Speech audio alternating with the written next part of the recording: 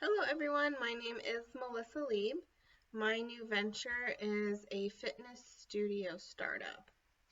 So if you are looking to improve strength, coordination, or even if you're just wanting to lead a more active lifestyle, our studios are going to help you reach your fitness goals. We are offering an interactive app. It's going to allow you to check into your workouts, sign up for different classes that are available. You're also able to sign up for challenges and get your friends to join the challenges with you. We offer flexible hours that are available to fit into your busy schedule. So we do have a knowledgeable team of instructors, and we're inviting you to start living your best fitness life today. So for Module 6, we're talking about resources and cost structure. A lot of the research I did this week was pertaining to the types of insurances, what specific costs we'd be dealing with as a startup fitness studio. So I did discover a few things since I'm focused more locally now. I did some research on some of the local developments. There are several developers that have bought property in this area and are working on setting up commercial shopping centers, strip malls, etc.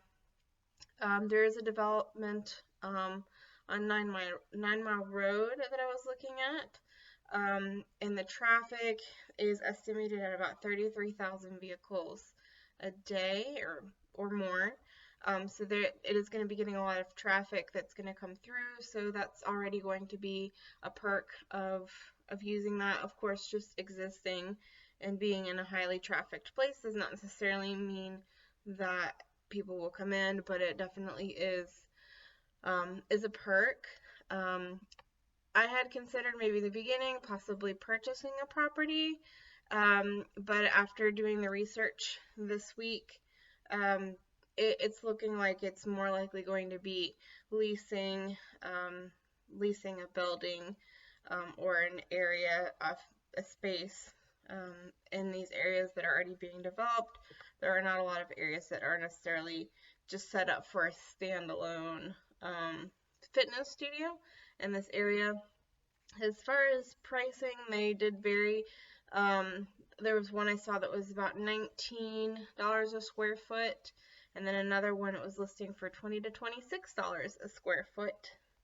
So that's going to vary significantly. I'm thinking around 3,000 square feet. That's also going to be affecting the insurance if it's more than that, so we want to stay around that anyways. So that's gonna what the cost is gonna be. So for startup funds, what I'm thinking is of course fundraisers, family, friends, savings, bank loans, and just kind of a combination of all of those. Kind of the traditional routes of the startup funds. Since it's being leased, we're not looking at significant startup costs except for things like equipment. So when I was doing research, talking to people, a lot of the suggestions that I'm hearing are to start, unless you're prepared to do so, to start small with like the classes, like don't offer all of the classes. Maybe don't offer the ones that are going to cost, have those extreme costs if you're not prepared to foot the bill, such as like doing a spin class. You'd have to get all the bikes set up in there, and that's not something I had necessarily considered, but something maybe that could be added later once we're more established.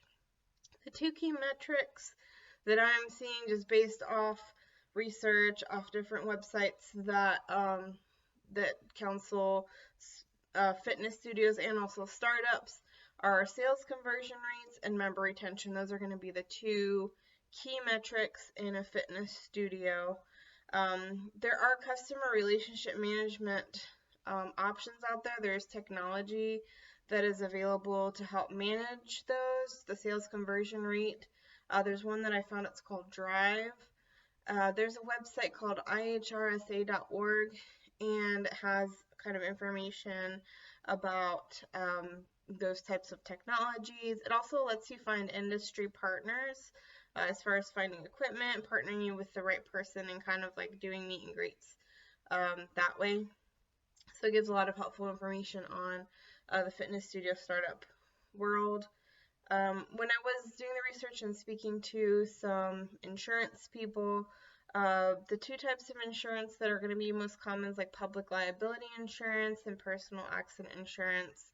Of course, if people are suing for personal injuries, and that's going to be more common of like a gym that has like weights and things like that.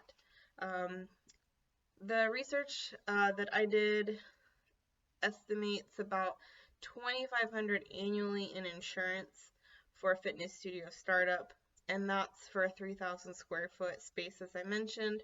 Anything bigger than that is going to, they're gonna have to look at other options. So, but 3,000 square feet really for a fitness studio is more than enough space.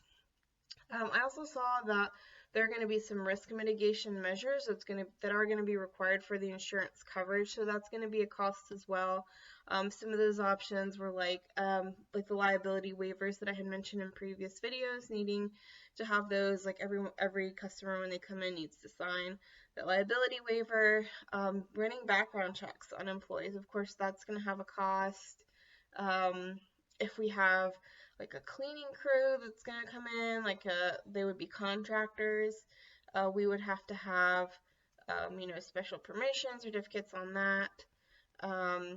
Any kind of like first aid certification, and that's something I feel is important, making sure that the staff is certified in first aid. And then there are other ones that are recommended by insurance companies, and that kind of helps with your insurance bills as well. There's like child abuse protection, and, things like that. Basically awareness, bringing awareness, employee awareness. So those types of things can help. They're considered like risk mitigation measures, and they are things that are considered when a small business is being insured. So those are some of the costs that I discovered as far as what all is going to be entailed in the fitness studio venture. So definitely give a little more perspective on that.